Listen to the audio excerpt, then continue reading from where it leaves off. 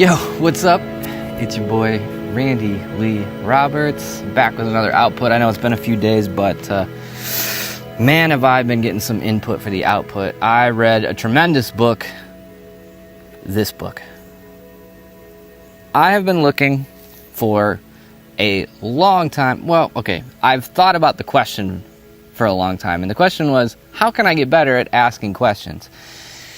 And I'm super bummed out that I just now decided to go on this quest and check this stuff out. There's almost nothing more important in the universe, in my opinion, than learning how to learn and learning how to ask better questions. I mean, when you think about it, it is really any answer you get was driven by a question. So learning how to make and create and have a framework for asking the most innovative and best questions is literally probably the best use of your time. I watched a bunch of videos. There's some cool stuff out there on YouTube and out in the world, and I just kind of, I looked all over, and this book wrapped everything up with a bow and more, and just go read it. Just go read it. There's nothing better you can do for yourself. I'm not being paid to say this. I don't know anybody. Obviously, I need you to go read this book. It's incredible. I need for everybody with a brain to learn how to ask better questions so their life can be more amazing. I wrote down some notes for my favorite takeaways that I'll go over briefly. But really, I can't give you... this book, you got to check it out. So, a quote that I really enjoyed is that questions are the engines of intellect. Cerebral machines that convert curiosity into controlled inquiry. If you think about it, we're in this time, and the book covers this too, where we have all the answers. We've got devices in our hands that give us all the answers. We've got more raw data than we know what to do with, frankly. And data is great, and answers are great, or just facts are great. But if you don't know how to query or question those facts, then it's useless. So again, this is in support of why it's important to learn. Questions are so powerful. One good question can ignite decades, if not centuries, of inquiry. The locals are friendly, I think. Computers have all the answers. We are actually fine for now because computers have all the answers, but they're really shitty at asking creative, complex, disjointed questions. So, for now, we're safe.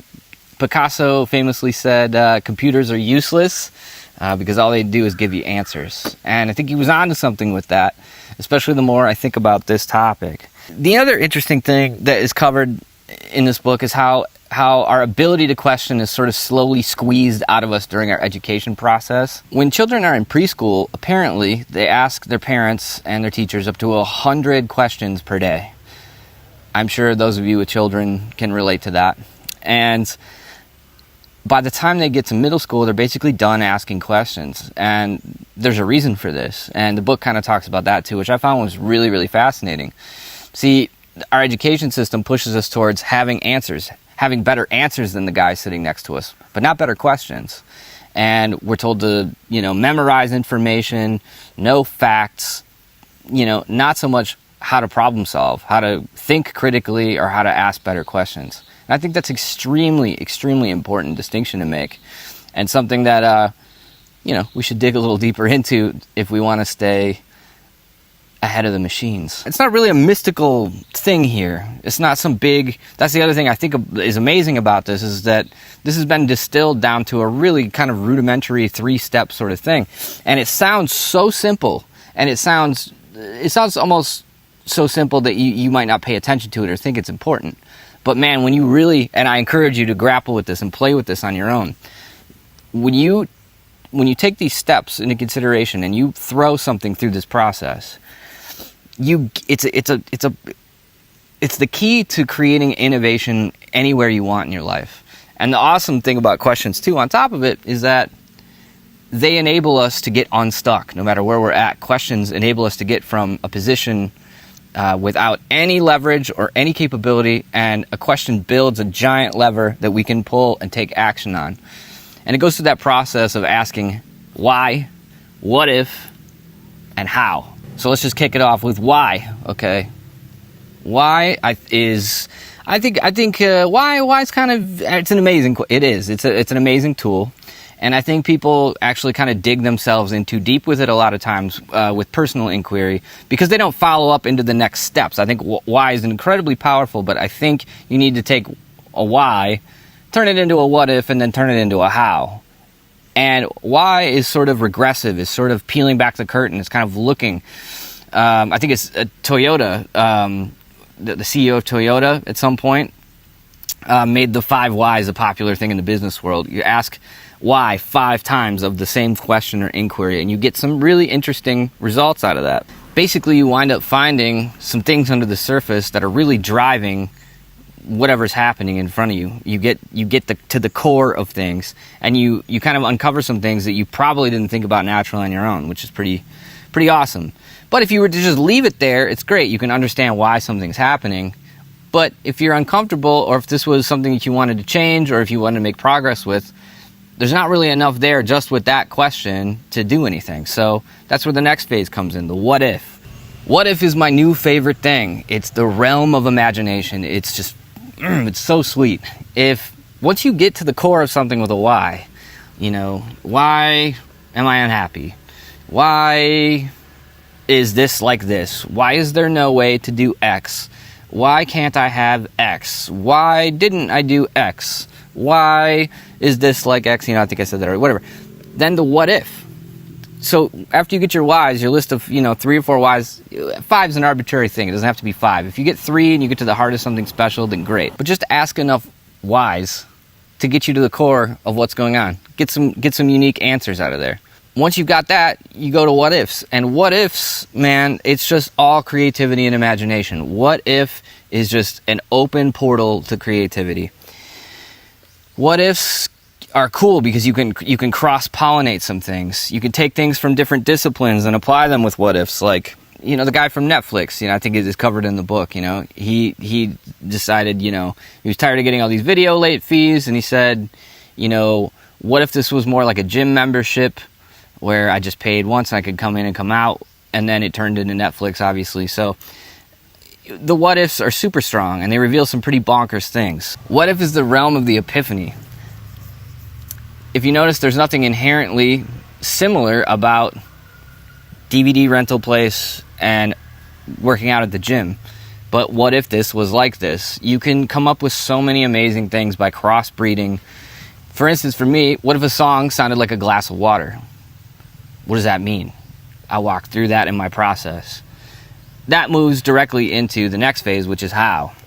But again, you can find some real gold with what ifs. You get the why and the what ifs. You don't have to answer the what if questions quickly. You can actually let those sit for a while. And in fact, you'll come up with way cooler things by letting them sit if they're good enough questions, which is really cool too, and a nice thing to think about. Take it to bed with you. Take a what if question to bed with you and pop up and see. If it's important enough and it's charging enough, it's sitting in your subconscious, then you'll come up with something cool. It's so powerful. I mean, in my own life, it's just even up those two phases have been so transformative. It's nuts. Because then after the what if, and you decide, so for me, let's take that, like, what if a song was like a glass of water, for instance. I'll pull up my notes on that real quick. What if a song was like a glass of water? What if it started empty and a melody slowly poured in? What if it sat full for a moment on the surface, placid, kind of chill? What if I picked it up? What does that sound like? What does a song even taste like? What if I put it back down? Can you make somebody thirsty with music?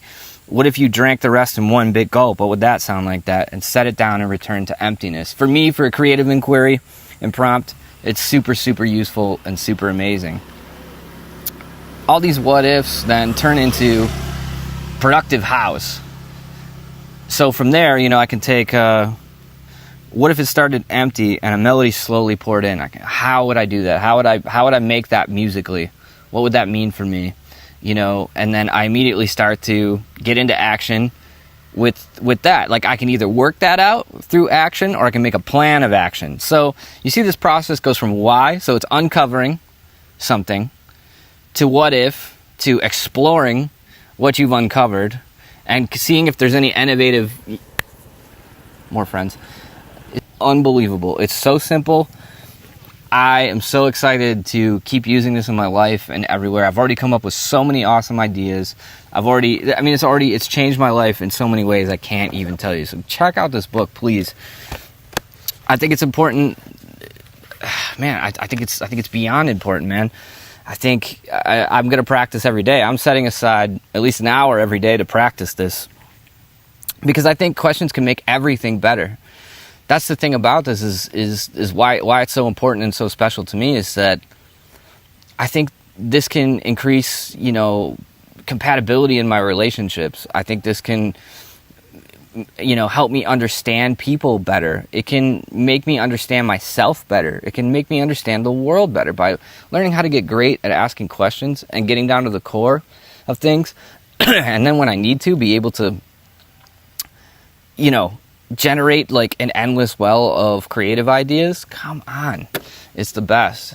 And it's absolutely the key to forming and creating more meaning, moment to moment, because you get to pose these powerful questions in these moments. And then when you get to the how, you're taking your action in that moment and turning it into something that stands to build up your legacy.